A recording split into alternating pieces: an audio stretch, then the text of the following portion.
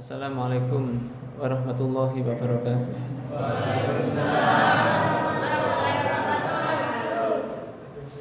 Alhamdulillah alladzi qad wafaqa lil ilmi khairu khalqi wa litaqwa. Asyhadu an la ilaha illallah wahdahu la syarikalah wa asyhadu anna Muhammadan abduhu wa rasuluh. Allahumma shalli ala Muhammad wa ala alihi wa sahbihi wa sallim. Usikum wa nafsi bitaqwallah faqad fazal muttaqun. Qala Allah Ta'ala fi kitabil karim, a'udzu billahi minasyaitonir rajim. Ya ayyuhalladzina amanu kutiba alaikumusiyam kama kutiba alal ladzina min qablikum la'allakum tattaqun. Para hadirin jamaah salat tarawih rahimakumullah. Tidak ada kata yang patut kita ucapkan selain rasa syukur kita kepada Allah yang telah memberikan banyak nikmat kepada kita, sehingga tidak mungkin kita bisa menghitung satu persatu nikmat yang telah diberikan kepada kita. Andaikan laut ini menjadi tinta untuk menulis apa yang diberikan oleh Allah, maka tidak mungkin kita akan bisa menulis itu semuanya.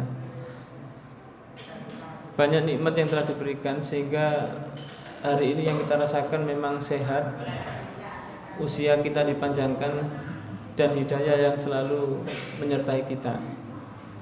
Tanpa itu semua tidak terasa nikmat yang kita rasakan. Rame-rame Covid kita juga merasakan. Orang begitu luar biasa. Dokter saja bisa sakit, bahkan dokter bisa mati. Tapi kita ini bukan dokter, bukan siapa-siapa, tetapi masih diberikan kesehatan, diberikan umur yang panjang. Ini maknanya adalah Allah memberikan nikmat kepada kita dan tidak bisa kita bandingkan dengan yang lain. Salawat dan salam tetap kita aturkan kepada Nabi Muhammad SAW. Mudah-mudahan kita semua bisa istiqomah mengikuti apa yang beliau tuntunkan di dalam hadis-hadis yang sahih sesuai dengan nama masjid yang kita salat berjamaah ini.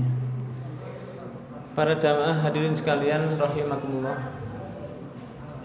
Dalam perkembangan hidup kita ini, ternyata manusia ini bisa dikatakan tepat, bisa dikatakan sukses. Ternyata ada dua hal ya.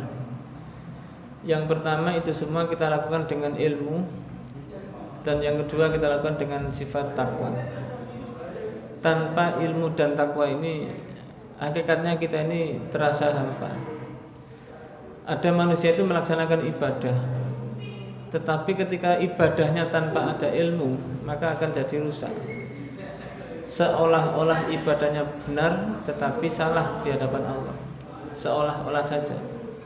Ketika melaksanakan ibadah tanpa ada ilmu yang menyertai kita, kita ini tidak ngerti mana yang benar, mana yang salah.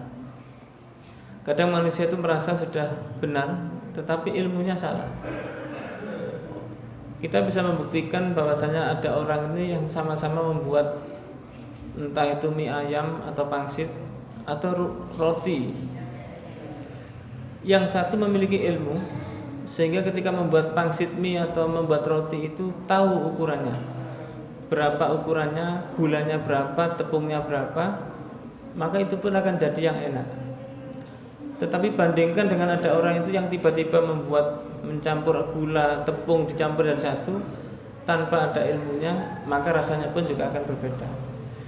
Sama-sama membuat rujak, ternyata rujak yang satu laku keras, yang satu tidak seberapa laku, dan rasanya juga berbeda. Sama-sama diulek, sama-sama maka ilmu ini bagian penting bagi kita untuk senantiasa melakukan kebenaran-kebenaran di dalam kita beribadah. Kemudian para jamaah ada takwa. Ketakwaan kita ini harus kita betul-betul pupuk. Karena manusia itu tanpa takwa hakikatnya akan hilang. Karena di dalam khutbah, baik khutbah Jumat maupun khutbah yang lain, seorang khatib mesti menyampaikan, ya ayyuhalladzina amanu ittaqullah haqqa tuqatih wa la tamutunna illa wa antum muslimun. Sehingga ketika manusia itu sudah memiliki ilmu beribadah, tetapi ketakwaannya itu tidak dimunculkan, maka ilmunya pun tidak akan berguna. Jadi dia itu alim, dia itu ngerti tapi takwanya tidak ada. Maka dikatakan di dalam Al-Quran itu, ya ayyuhalladzina amanu ittaqullah haqqa tuqatih. Bertakwalah kepada Allah dengan sebenar-benarnya takwa. Wala tamutunna illa wa antum muslimun, kecuali jangan sampai kalian mati kecuali dalam keadaan muslim. Berarti para jamaah, antara ilmu dan takwa ini harus kita kombinasikan. Kita rangkaikan dengan baik. Jadi ilmu tanpa takwa juga tidak ada manfaatnya. Orang bertakwa tanpa ilmu pun juga tidak ada baiknya. Maka kedua ini harus imbang. Ilmu juga kita kerjakan, yaitu dengan cara kita ini mengkaji Al-Quran, mengkaji hadis, punya ilmunya, sehingga takwa kita pun juga berjalan karena kita ini memiliki ilmu. Dengan dua inilah manusia ini akan kembali ke dalam keadaan takwa, kembali dalam keadaan fitrah sesuai dengan surat Al-Baqarah ayat 183 tentang puasa ini. Maka puasa ini jadikan momentum untuk kita senantiasa mengkaji, sehingga mengkaji itu punya ilmu. Dan yang kedua, marilah kita tingkatkan ketakwaan kita dengan mengerjakan ilmu-ilmu yang sudah kita dapatkan, sehingga la'allakum tattaqun, puasa itu menjadikan kita takwa ini betul-betul terwujud dengan baik. Subhanakallahumma wa bihamdika asyhadu an la ilaha illa anta astaghfiruka wa atubu ilaik. Walhamdulillahirabbil alamin. Wassalamualaikum warahmatullahi wabarakatuh.